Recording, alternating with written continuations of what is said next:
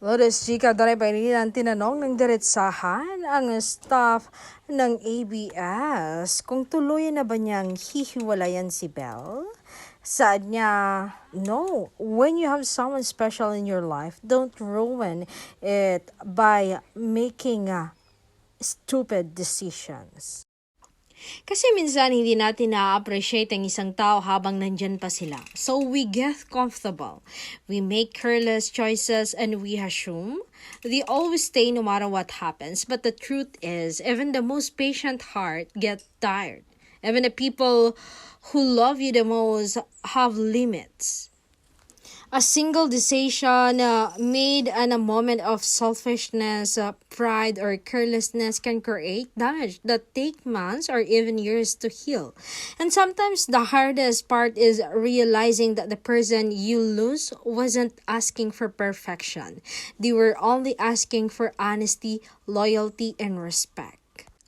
So, when you have someone who genuinely loves you, values you, and chooses you every day, don't take that for granted. Not everyone gets a second chance, not every mistake can be undone, and not every goodbye comes with an opportunity to make things right.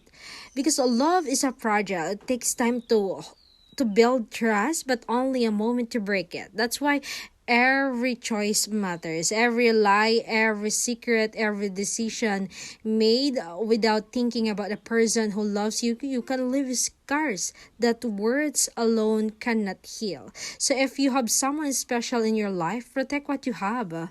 Kagaya ni Belle, pinoprotektan ko siya. Communicate when things get hard. Be honest when it's uncomfortable. Choose loyalty when temptation appears, because finding someone who truly cares about you is rare, and losing them over a temporary mistake is a pain that can last much longer than the decision itself. And at the end of the day, people don't usually regret loving too much. They regret realizing too late that they had something valuable and let it slip away because of choices that were never worth it in the first place.